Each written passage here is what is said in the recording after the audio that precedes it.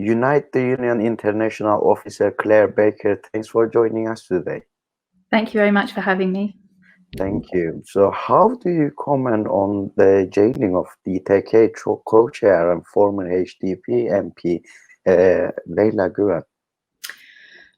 Well, obviously, first of all, solidarity with Leyla Guven from all of the trade union movement in the UK and the women's trade union members of that movement. The trade unions in the UK obviously visited Leyla Guven in 2018 while she was on hunger strike in protest at the imprisonment and isolation of Abdullah Öcalan. So we have a close relationship with her and with her struggle for peace and for freedom of the Kurdish people. So we see this arrest as a punishment for her hunger strike and for her bringing to the international community's attention the situation facing the Kurds and facing Abdullah Öcalan.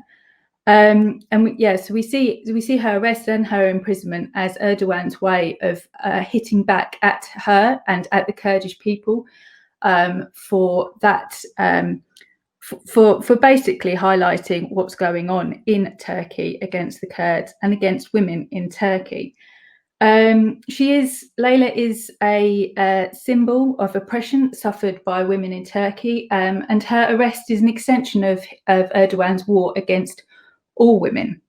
We've seen attacks on women, but in Turkey over many years. But obviously, we've seen recently the murder of Hevrin Halef in northeast Syria, the drone strikes on women's political meetings in northeast Syria, and also the invasion and occupation of Afrin, and now even further into Rojava.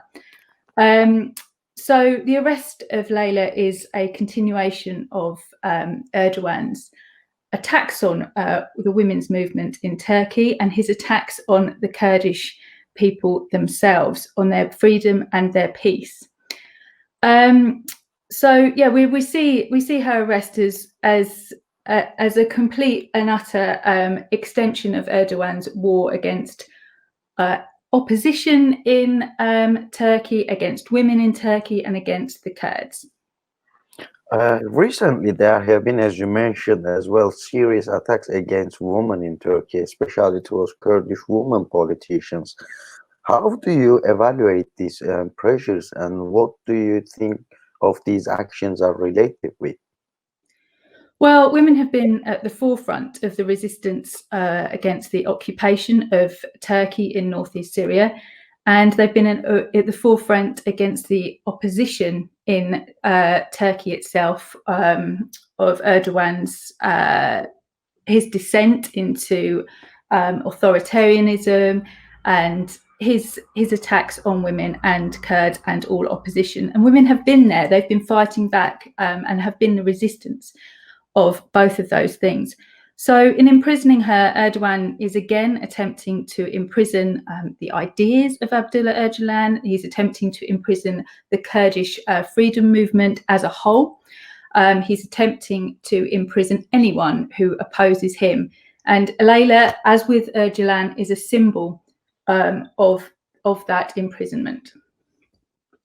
Thank you. Also, can you tell us a bit more about the Time Has Come campaign, as you running that campaign in UK? How was the last year? Have you evaluated last year, and what is the realistic planning for the campaign in the next year? Obviously been a very difficult and different year that we've just had. But, as you probably know, we've had a number of activities taken place. The campaign had its online rally, which attracted a lot of people, politicians and trade unions from across the globe.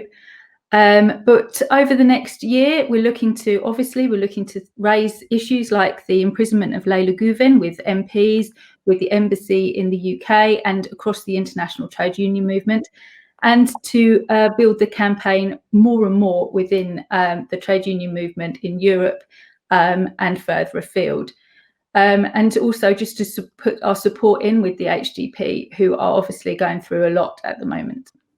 Also, can you give us some information about the other campaign, which is 100 Reasons to Prosecute the Dictator.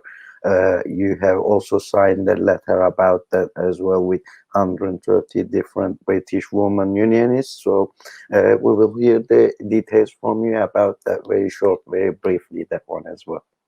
Okay, yes, this is a very important and crucial campaign for women's movements across the globe.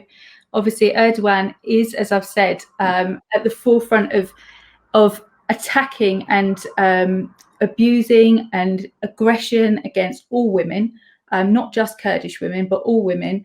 The Rojava revolution is a women's revolution, and it's a threat to Erdogan. And his attacks on women reflect this. And there is numerous murders, imprisonments, and kidnappings of women that are taking place. And the 100 Reasons campaign is there to highlight all of these attacks on women to the international community and to show solidarity with those women and with the women's movement in Turkey. United Union International Officer, dear Clare Baker, thank you for joining us. Thank you for your comments today. Thank you very much. Thank you.